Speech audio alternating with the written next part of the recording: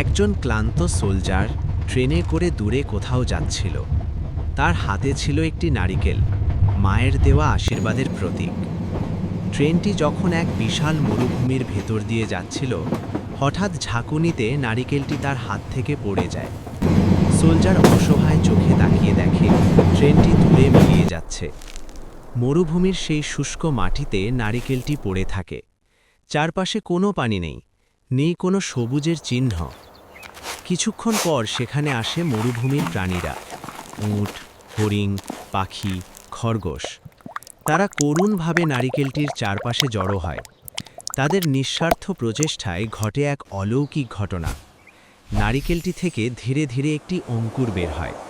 অঙ্কুরটি বড় হয়ে এক বিশাল নারিকেল গাছে পরিণত হয়। সেই গাছ থেকে আরও অনেক নারিকেল গাছ জন্ম নেয়। শুষ্ক মরুভূমি রূপ নেয় সবুজ বনে। একসময়ের নির্জীব ভূমি হয়ে ওঠে প্রাণে ভরা বনাঞ্চল। এইভাবে এক ফোঁটা দয়া বদলে দেয় পুরো পৃথিবী।